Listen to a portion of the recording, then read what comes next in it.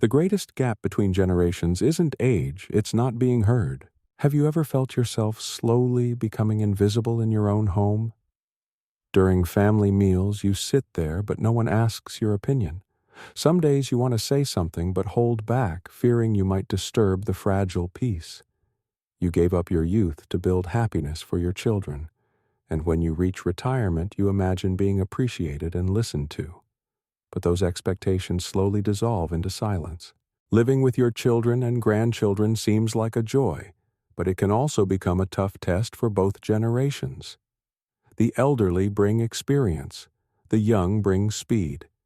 The elderly need respect. The young crave independence. And so tensions begin to rise quietly but steadily, especially between mothers-in-law and daughters-in-law, two women, two generations, both loving the same man but not always understanding one another. In this video, we'll analyze 8 common conflicts between elders and daughters-in-law, not to blame anyone, but to understand both sides. Each section will present a realistic situation, a relatable example, a thoughtful psychological analysis, and a gentle, wise solution.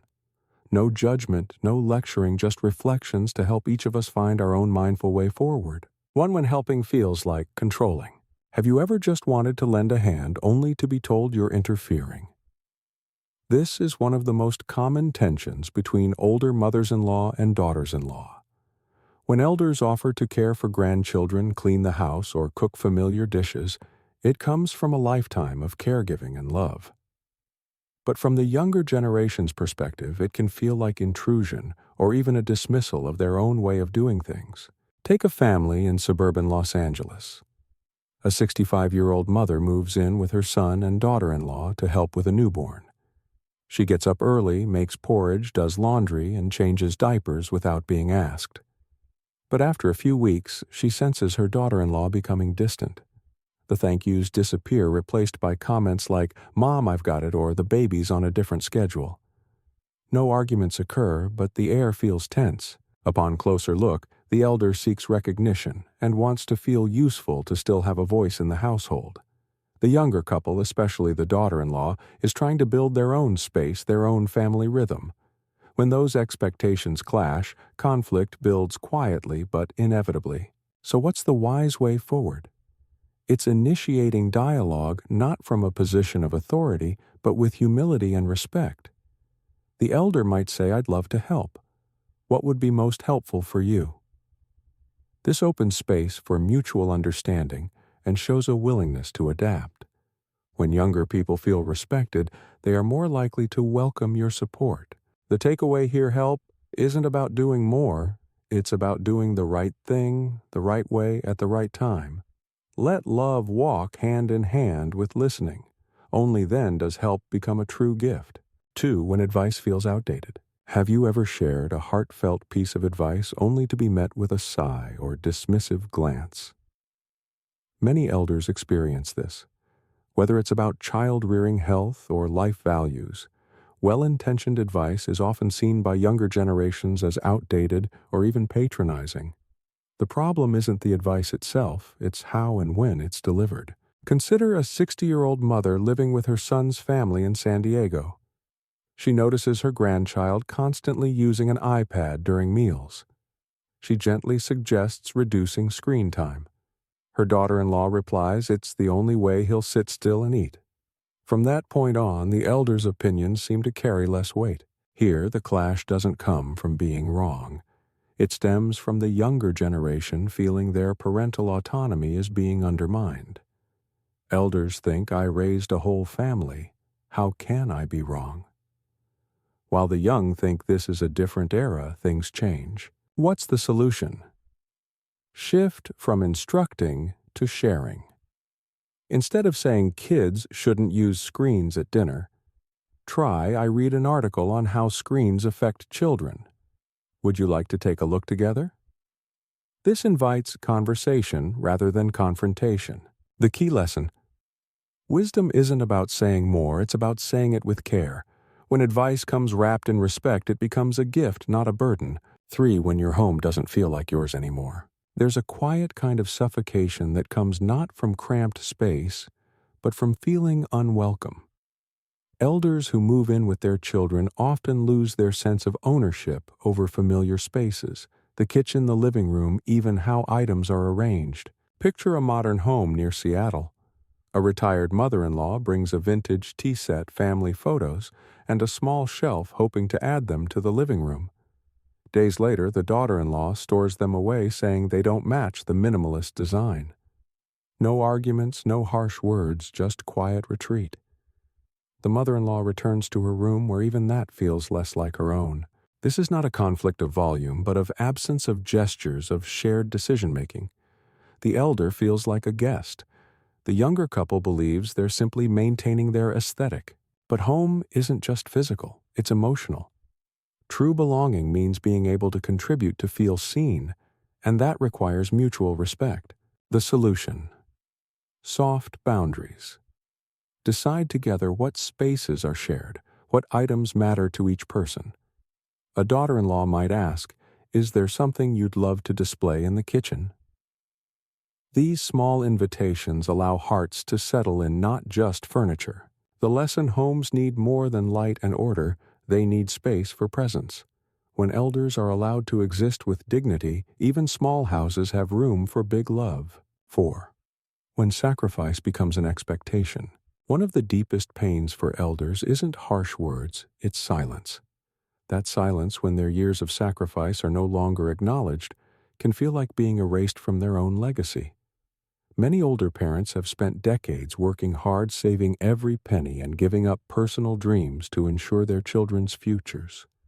But when those children grow up, that past is often overlooked, even taken for granted. Consider a mother in New Jersey who worked 2 jobs for over 20 years helping her son finish college and buy his first home. Now retired and living with his family, she hears her daughter-in-law say, "We built everything ourselves." She smiles, but inside a quiet sadness grows. She never asked for praise, but the erasure stings. At the core of this tension is identity. Elders often tie their self-worth to what they've given. They don't need parades or plaques, they need to feel seen. Meanwhile, younger generations, especially in Western cultures that value independence, rarely look back. Gratitude, if expressed, is often brief and unspoken. The wise path isn't to demand recognition, but to give with joy, expecting nothing. Share stories, reflect on the past when the moment feels right, not to guilt others, but to preserve connection. And most importantly, find new ways to feel valuable, reading to grandchildren, cooking a cherished family dish, or simply being a calm, loving presence. Lesson: true giving is done with open hands, not waiting palms. When your giving flows from love, not obligation, it becomes your strength, not your sorrow. 5. When silence builds invisible walls. Some families never argue. They speak kindly, keep peace, but something feels distant. That's the danger of silence, not as peace but as withdrawal. Many elders stop speaking up, not because they have nothing to say, but because they've grown tired of not being heard. Imagine a multi-generational household. One evening, everyone's in the living room, each on a device. One watches TV, another scrolls, the kids play games. The grandmother sits quietly, wanting to share a memory or ask about tomorrow's meal. But seeing everyone so absorbed, she says nothing. Day after day, her silence grows. She goes from vibrant storyteller to quiet observer. Psychologically, elders often yearn to share not just stories, but meaning. When these offerings are consistently overlooked, they retreat. Younger generations, swamped by digital life, rarely notice until the connection is already frayed. The solution isn't to demand attention. It's to create intentional moments, a screen-free dinner, a shared tea break, a simple "How are you feeling today?"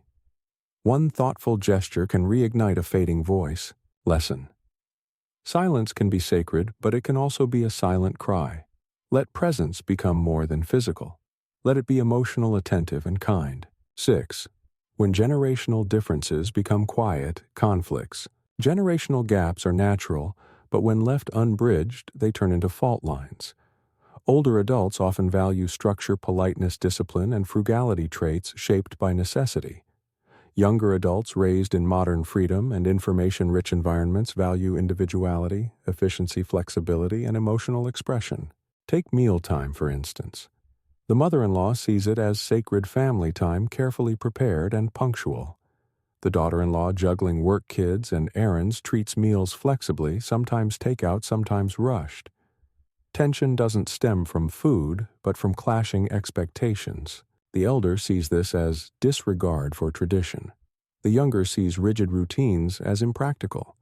Neither is wrong, but both feel misunderstood. The solution: mutual curiosity. The mother-in-law might ask, "What's a dinner routine that works for you?" The daughter-in-law might say, "Can we have a sit-down meal on Sunday?" These small bridges honor both efficiency and ritual. Lesson: generational gaps aren't meant to disappear. They're meant to be danced across not with demands, but with compassion. 7. When feeling replaced hurts more than words. Sometimes the most painful shift happens when a mother senses she's no longer the center of her child's world. After marriage, a son's focus naturally expands to include his wife. Decisions, opinions, and emotional closeness are shared differently. While healthy, this shift can stir feelings of displacement. In a Chicago family, a mother once advised her son on everything from buying a car to job choices. But post-marriage, she learns of big decisions after the fact. No arguments arise, just a growing feeling of distance. This isn't jealousy, it's grief for a role that's quietly changing. Elders don't want to take over, they want to still matter. But daughters-in-law, in creating their own households, may unintentionally exclude the elder voice. The wisdom here lies in acceptance. Your son's love hasn't lessened, it's expanded. Your role hasn't vanished, it's transformed. Let your connection evolve. Share, but don't intrude. Care, but without control. One beautiful way to reconnect: show interest in your daughter-in-law as a person, not just a role. Build trust, not tension. Lesson in families: no one replaces anyone. We simply shift positions. Accepting that gracefully keeps love in motion. 8. When you forget your own worth. Perhaps the deepest conflict isn't with others, but within yourself. After years of giving, some elders feel lost when no one needs them anymore. Their schedule, once dictated by caretaking, becomes an empty calendar.